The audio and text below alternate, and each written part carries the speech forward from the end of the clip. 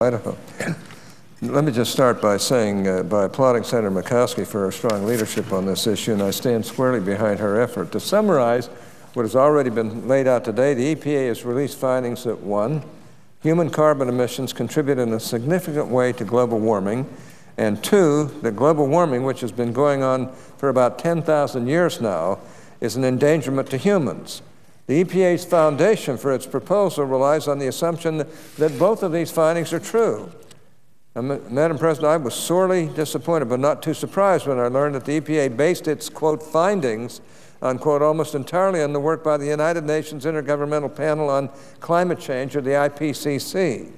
I have no problem with much of the science produced by IPCC scientists, but I have a real problem with the way that science is summarized by the political leaders at the IPCC and by the conclusions drawn by those same political leaders in the IPCC's summary for policymakers, which is not a science document. And it becomes immediately evident that the EPA relies very heavily on these political summaries and conclusions rather than actual science produced by the IPCC. Because we now have abundant proof that a wide gulf exists between what the science indicates and what the political leaders at the IPCC pretend that it indicates. But I'm not asking anyone to take my word for it. Instead, let's listen to what the IPCC scientists themselves are saying about the conclusions the politicians at the IPCC have been selling to policymakers. Here's what Dr. John T. Everett has to say. He was a UN IPCC lead author and expert reviewer and a former National Oceanic and Atmospheric Administration senior manager. He says, quote, "It is time for a reality check. Warming is not a big deal and is not a bad thing. The oceans and coastal zones have been far warmer and colder than is projected in the present scenarios of climate change," unquote. Well, there's one of the IPCC's top scientists saying that the warming we are experiencing is not an endangerment. Let's hear another scientist, Dr. Richard Toll. He was an author of 3 full UN IPCC working groups and the director of the Center for Marine and Atmospheric Science. He says, quote, "There is no risk of damage from global warming that would force us to act injudiciously," unquote. As an illustration, he explains that, quote, "warming temperatures will mean that in 2050 there will be about 40,000 fewer deaths in Germany attributable to cold-related illnesses like the flu," unquote. What's that, Mr. President? Here we have another top scientist at the IPCC telling us that warming will actually save lives, not endanger them.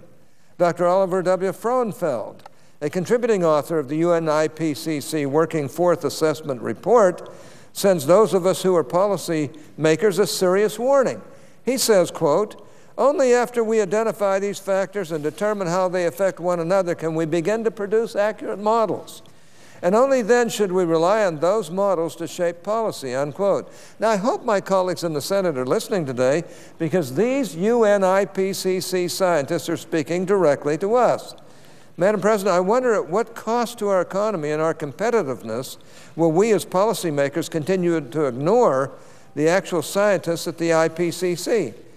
There is nowhere near a scientific consensus on either one of the EPA's, quote, findings, unquote, that humans are causing warming or that warming is necessarily bad for the environment or for humankind.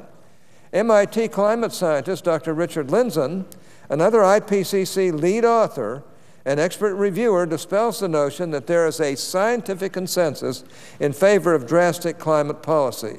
He explains, quote, "One of the things the scientific community is pretty agreed on is those things will have virtually no impact on climate no matter what the models say." So the question is, do you spend trillions of dollars to have no impact? And that seems like a no-brainer, unquote. Another top IPCC scientist and lead author was Dr. John Christie. He explained that the UN IPCC process had become corrupted by politics.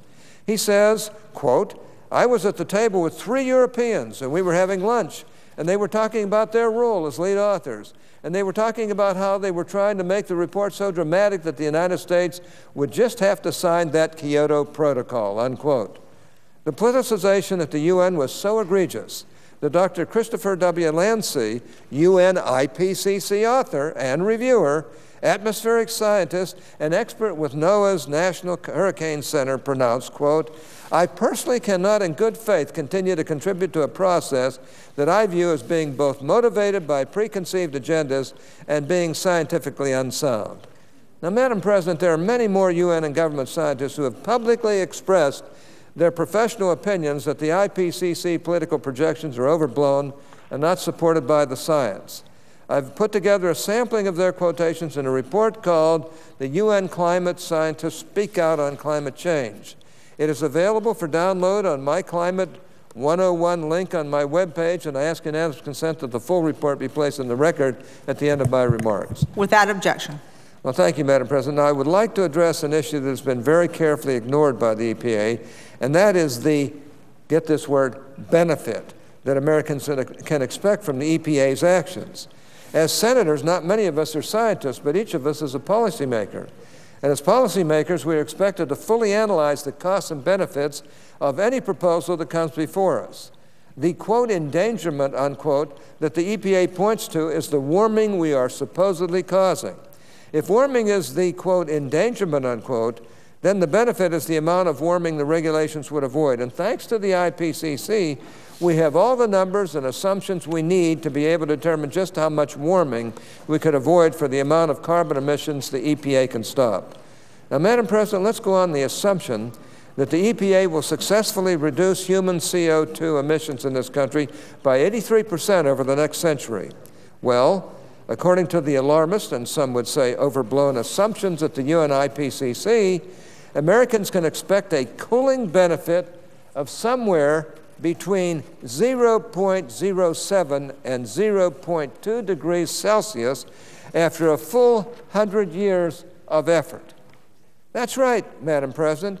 We're being asked to give up trillions of dollars in economic activity, send all manufacturing activity overseas, give up millions of jobs, and put basic human activities under the control of the EPA, all for the benefit that cannot be measured on a household thermometer after 100 years of sacrifice and pain. Now, the EPA tells us that our human carbon emissions are leading to a general catastrophe.